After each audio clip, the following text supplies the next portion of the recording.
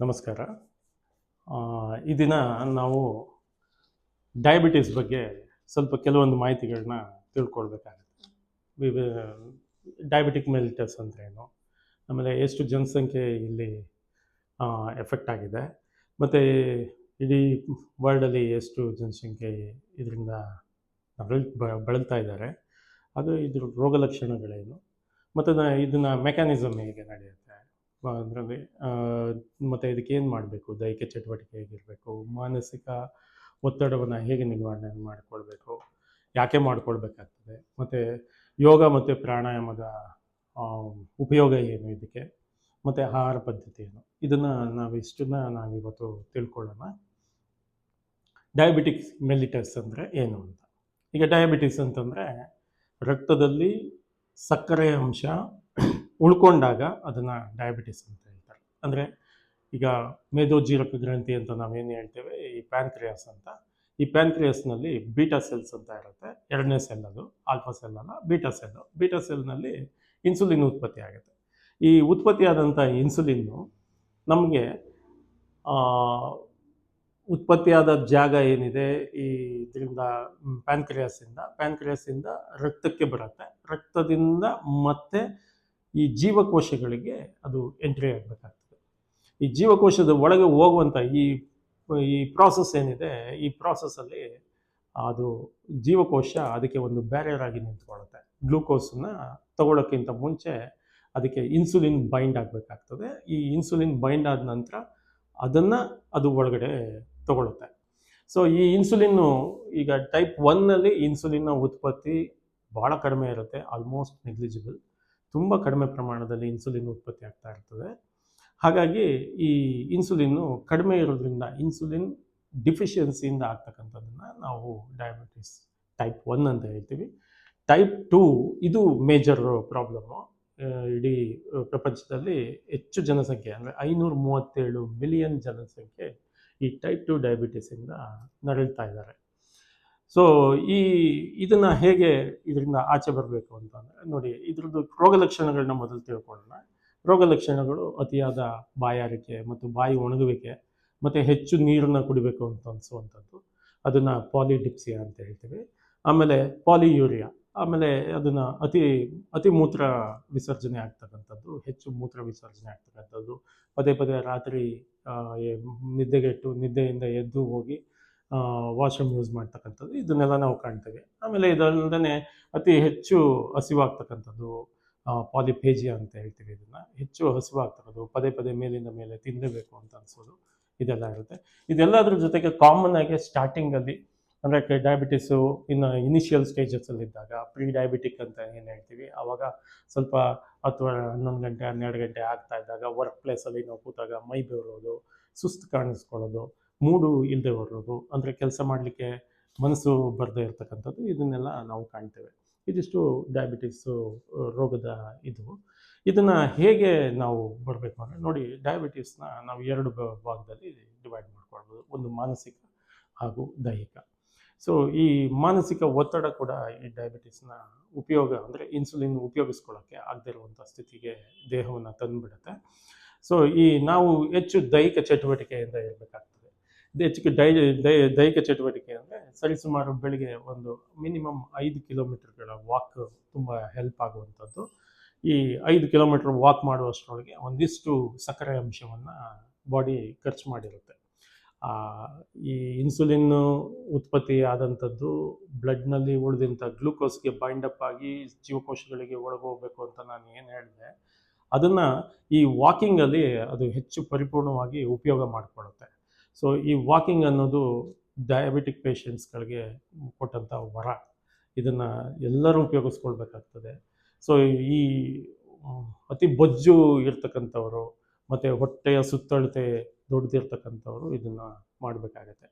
So next ನಾವು ಯೋಗ ಮತ್ತು ಪ್ರಾಣಾಯಾಮದ ಅಂಶಕ್ಕೆ ಬಂದಾಗ, ಯೋಗದಲ್ಲಿ ಸೂರ್ಯ ನಮಸ್ಕಾರ ಇದೆ. ಸೂರ್ಯ ನಮಸ್ಕಾರ 12 ಸ್ಟೆಪ್ಸ್ನಲ್ಲಿ ನಾವು ಮಾಡ್ತೀವಿ, ಸ್ಟೆಪ್ 1ಇಂದ ಸ್ಟೆಪ್ 12 ತನಕ. ಆ ಸೂರ್ಯ ನಮಸ್ಕಾರ ನಾವು ಇದನ್ನು ಡಯಾಬಿಟಿಸಲ್ಲಿ ಹೆಚ್ಚು ಪರಿಣಾಮಕಾರಿಯಾಗಿ ಇರೋದನ್ನು ನಾವು ನೋಡ್ತೇವೆ. ಅಂದರೆ ಇದು ಸೆಟ್ ಆಫ್ ಆಸನಾಸ್. 12 ಥರದ ಸೆಟ್ಟನ್ನು ಈಗ ಒಂದು 10 ರೌಂಡು, 15 ರೌಂಡು, 21 ರೌಂಡು ಆ ರೀತಿ ನಾವು ಮಾಡ್ಬೋದು. ಸೊ ಮಾಡಿದಾಗ ಹೆಚ್ಚು ರಕ್ತದಲ್ಲಿ ಆ, ಶೇಖರಣೆ ಆಗಿರ್ತಕ್ಕಂಥ ಗ್ಲೂಕೋಸ್ ಅಂಶ ಏನಿದೆ ಇದು ಉಪಯೋಗ ಆಗುವಂಥದ್ದು. ಇದು ನಾವು ಮಾಡ್ತಕ್ಕಂಥ ಆಸನಗಳಲ್ಲಿ ನೋಡಿ, ಮುಂದೆ ಬಗ್ತಕ್ಕಂಥ ಆಸನಗಳು ಪಾದಹಸ್ತಾಸನ ಇರ್ಬೋದು, ಹಿಂದೆ ಬಗ್ತಕ್ಕಂಥ ಆಸನ ಚಕ್ರಾಸನ, ಅರ್ಧ ಚಕ್ರಾಸನ, ಪಕ್ಕಕ್ಕೆ ಬಗ್ತಕ್ಕಂಥ ಅರ್ಧಕಟಿ ಚಕ್ರಾಸನ, ಇವುಗಳು ನಿಂತ್ಕೊಂಡು ಮಾಡೋ ಆಸನಗಳಲ್ಲಿ. ಮಲಗಿ ಮಾಡುವಂಥ ಆಸನಗಳಲ್ಲಿ ಶಲಭಾಸನ ಆಗ್ಬೋದು, ಧನುರಾಸನ ಆಗ್ಬೋದು, ಅಥವಾ ವಕ್ರಾಸನ ಆಗ್ಬೋದು, ಅರ್ಧ ಮತ್ಸ್ಯೇಂದ್ರಾಸನ ಆಗ್ಬೋದು. ಇವೆಲ್ಲ ಆಸನಗಳು ತುಂಬ ಹೆಚ್ಚು ಪರಿಣಾಮಕಾರಿಯಾಗಿದೆ ಡಯಾಬಿಟಿಸ್ಗೆ. ಅದಾದ ನಂತರ ಪ್ರಾಣಾಯಾಮದಲ್ಲಿ ಸೂರ್ಯಭೇದನ ಪ್ರಾಣಾಯಾಮ. ಸೊ ಬಲ ಮೂಗಿನ ಹೊಳ್ಳೆಯಿಂದ ಉಸಿರನ್ನು ತಗೊಂಡು ನಿಧಾನಕ್ಕೆ ಸಂಪೂರ್ಣವಾಗಿ ಎಡಮೂಗಿನ ಹೊಳ್ಳೆಯಿಂದ ಉಸಿರನ್ನು ಆಚೆ ಬಿಡುವಂಥ ಒಂದು ಕ್ರಿಯೆ ಏನಿದೆ, ಇದು ಸೂರ್ಯಭೇದನ ಪ್ರಾಣಾಯಾಮ. ಇದು ಹೆಚ್ಚು ಪರಿಣಾಮಕಾರಿಯಾಗಿದೆ. ಇದ್ರ ಜೊತೆಗೆ ನಾವು ಭ್ರಾಮರಿ ಪ್ರಾಣಾಯಾಮ ಮಾಡ್ಬೋದು, ಭಸ್ತ್ರಿಕಾ ಮಾಡ್ಬೋದು, ನಾಡಿ ಶುದ್ಧಿನ ಪ್ರಾಣಾಯಾಮ ಮಾಡ್ಬೋದು. ಆಮೇಲೆ ಅನುಲೋಮ ವಿಲೋಮ ಪ್ರಾಣಾಯಾಮ ಕೂಡ ಹೆಚ್ಚು ಪರಿಣಾಮಕಾರಿ. ಆಮೇಲೆ ಡೀಪ್ ಬ್ರೀತಿಂಗ್ ಅಂತ ಏನು ಹೇಳ್ತೀವಿ, ಅದನ್ನೇ ನಾವು ಅನುಲೋಮ ವಿಲೋಮ ಅನ್ನೋದು. ಸೊ ನಾವು ಉಸಿರನ್ನು ಪರಿಪೂರ್ಣವಾಗಿ ತಗೊಂಡು ಸಂಪೂರ್ಣವಾಗಿ ಉಸಿರನ್ನು ಆಚೆ ಬಿಡಬೇಕು. ನಾವು ಉಸಿರು ತಗೊಳ್ಳೋದು ಒಂದು 5-6 ಸೆಕೆಂಡ್ ತಗೊಂಡ್ರೆ ಉಸಿರನ್ನು ಬಿಡುವಾಗ ಈ ಒಂದು 12, 14, 15 ಸೆಕೆಂಡ್ ತನಕ ನಿಧಾನಕ್ಕೆ ಉಸಿರಾಟವನ್ನು ಮಾಡುವಂಥದ್ದು ಹೆಚ್ಚು ಪರಿಣಾಮಕಾರಿಯಾಗಿದೆ. ಆಮೇಲೆ ಆಹಾರ ಪದ್ಧತಿಯಲ್ಲಿ ಏನು ಮಾಡಬೇಕು? ಆಹಾರ ಪದ್ಧತಿಯಲ್ಲಿ ತುಂಬ ಸಿಂಪಲ್ ಇದೆ ನೋಡಿ, ನಾವು ಮಾಡಲ್ಲ ಅಷ್ಟೇ. ಬಟ್ ಆಹಾರ ಪದ್ಧತಿಯಲ್ಲಿ ನಾವು ನಿಧಾನವಾಗಿ ಜೀರ್ಣ ಆಗ್ತಕ್ಕಂಥ ಆಹಾರಗಳನ್ನ ನಾವು ಸೇವಿಸಬೇಕಾಗ್ತದೆ. ನಿಧಾನವಾಗಿ ಜೀರ್ಣ ಆಗುವಂಥದ್ದು ಯಾವ್ಯಾವುದು ಆಹಾರಗಳು ನೋಡಿ, ಹೆಚ್ಚು ಡಯಟ್ರಿ ಫೈಬರ್ ಇರ್ತಕ್ಕಂಥ ಆಹಾರಗಳು ನಿಧಾನವಾಗಿ ಜೀರ್ಣ ಆಗ್ತಕ್ಕಂಥದ್ದು. ಈಗ ರಾಗಿಯಲ್ಲಿ ಹೆಚ್ಚು ಇದಿದೆ, ಏನು ಡಯಟ್ರಿ ಫೈಬರ್ಸ್ ಇದೆ. ಆಮೇಲೆ ಸೊಪ್ಪುಗಳಲ್ಲಿದೆ ಡಯಟ್ರಿ ಫೈಬರ್ಸು, ಕಾಳುಗಳು, ಆಮೇಲೆ ತರಕಾರಿ, ಇದರಲ್ಲಿ ಹೆಚ್ಚು ಡಯಟ್ರಿ ಫೈಬರ್ಸು ಇದೆ. ಇದನ್ನು ಚೆನ್ನಾಗಿ ಜಗಿದು ತಿಂದಾಗ ಆಹಾರದಲ್ಲಿ ಇದು ಏನಾಗುತ್ತೆ, ಜೀರ್ಣ ಆಗಿ ಜಠರದಿಂದ ಕರಳಿಗೆ ಹೋಗುವಾಗ ಅಬ್ಸಾರ್ಪ್ಷನ್ನು ಶುರುವಾಗುತ್ತೆ. ಅಬ್ಸಾರ್ಪ್ಷನ್ನ ನಾವು ನಿಧಾನವಾಗಿ ಗ್ಲೂಕೋಸನ್ನು ಆ ಕರುಳಿನಿಂದ ರಕ್ತಕ್ಕೆ ಬರ್ತಕ್ಕಂಥ ಗ್ಲೂಕೋಸನ್ನು ನಿಧಾನ ಮಾಡಬೇಕು. ಈ ನಿಧಾನ ಮಾಡಲಿಕ್ಕೆ ಡಯಟ್ರಿ ಫೈಬರ್ಸ್ ಏನಿದೆ, ಈ ಡಯಟ್ರಿ ಫೈಬರ್ಸು ಅದನ್ನು ನಿಧಾನಕ್ಕೆ, ಅಂದರೆ ಸಸ್ಟೈನ್ ರಿಲೀಸ್ ಅಂತ, ನಿಧಾನಕ್ಕೆ ಅದನ್ನು ರಕ್ತಕ್ಕೆ ಬಿಟ್ಕೊಡುತ್ತೆ. ಸೊ ಅಷ್ಟರೊಳಗೆ ರಕ್ತದಲ್ಲಿ ಇರ್ತಕ್ಕಂಥ ಸಕ್ಕರೆ ಅಂಶ ನಾವು ದೈಹಿಕ ಚಟುವಟಿಕೆ ಆಗ್ಬೋದು, ಪ್ರಾಣಾಯಾಮ, ಯೋಗಾಸನ, ಸೂರ್ಯ ನಮಸ್ಕಾರ ಎಲ್ಲವನ್ನು ಮಾಡಿ ನಾವು ಅಲ್ಲಿ ಖರ್ಚು ಮಾಡ್ಕೊಂಡಿರ್ತೀವಿ. ಸೊ ಆವಾಗ ಇದು ಮೇಂಟೈನ್ ಆಗ್ತದೆ. ಡಯಾಬಿಟಿಸು ವಾಸಿಯಾಗದ ಕಾಯಿಲೆ ಏನಲ್ಲ, ಆದರೆ ಅದನ್ನು ಚೆನ್ನಾಗಿ ನಿಯಂತ್ರಣದಲ್ಲಿ ಇಟ್ಕೊಳ್ಬೋದು ನಾವು. ಇದನ್ನು ಆಹಾರ ಪದ್ಧತಿಯಲ್ಲಿ ನಾವು ಹೆಚ್ಚು ನೀರನ್ನು ನಾವು ಯಾವತ್ತೂ ದೇಹವನ್ನು ಡಿಹೈಡ್ರೇಷನ್ ಆಗಲಿಕ್ಕೆ ಅಥವಾ ನಿರ್ಜಲೀಕರಣ ಆಗಲಿಕ್ಕೆ ನಾವು ಬಿಡಬಾರ್ದು. ಇದು ಮೊದಲನ ರೂಲು. ಎರಡನೇ ರೂಲ್ ಏನಂತಂದರೆ, ನಮ್ಮ ಎಲ್ಲ ಆಹಾರ ಪದಾರ್ಥಗಳಲ್ಲಿ ಹೆಚ್ಚು ಡಯಟ್ರಿ ಫೈಬರ್ ಇರುವ ಹಾಗೆ ನೋಡ್ಕೊಳ್ಬೇಕು. ಮತ್ತು ಮೂರನೇದು, ನೇರವಾದ ಸಕ್ಕರೆ ಉಪಯೋಗವನ್ನು ಕಡಿಮೆ ಮಾಡಬೇಕಾಗ್ತದೆ.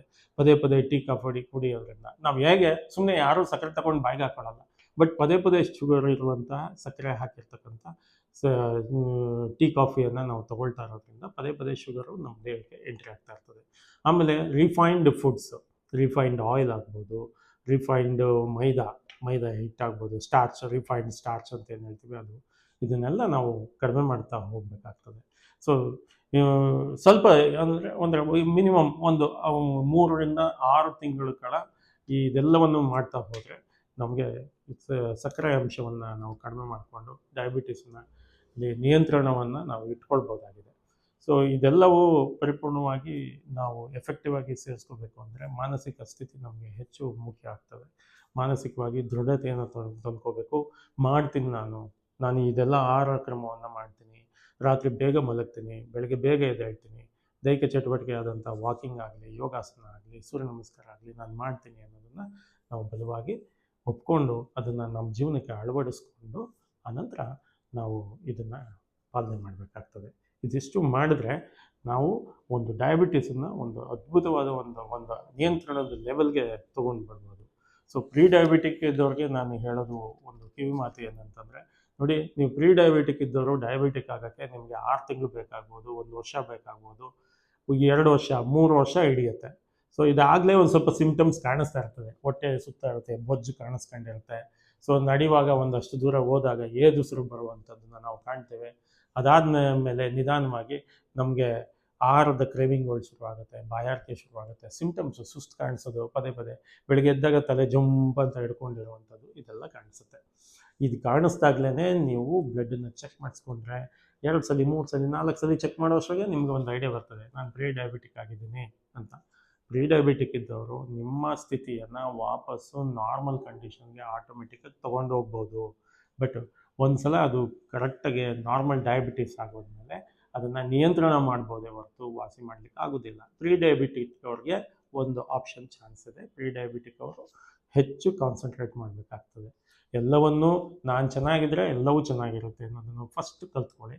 ಅದಾದ ನಂತರ ರಾತ್ರಿ ಬೇಗ ಮಲಗೋದು ಒಂದು ಅಭ್ಯಾಸವನ್ನು ನಾವು ಕಾಣಬೇಕು. ಒಂದು 10 ಗಂಟೆಗೆ ಮಲಗಿದರೆ ಬೆಳಗ್ಗೆ ಒಂದು 6 ಗಂಟೆ 7 ಗಂಟೆ 6 ಗಂಟೆ 6:30ಗೆ ಎದ್ದು ನೀವು ಇದಿಷ್ಟು ಮಾಡಬೇಕಾಗ್ತದೆ. ಸೊ ಡಯಾಬಿಟಿಕ್ಕು ನೀವು ನಿಯಂತ್ರಣ ಮಾಡ್ಕೊಳ್ಬೋದು. ಆಮೇಲೆ ಪ್ರೀ ಡಯಾಬಿಟಿಕ್ ಅವರು ಬರದೇ ಇದ್ದಾಗೆ ವಾಪಸ್ಸು ನೀವು ನಾರ್ಮಲ್ ಲೈಫ್ಗೆ ರಿಟರ್ನ್ ಆಗ್ಬೋದು. ಇದಿಷ್ಟು ನಾನು ನಿಮ್ಗೆ ಹೇಳುವಂಥ ಮಾತು. ನಮಸ್ತೆ.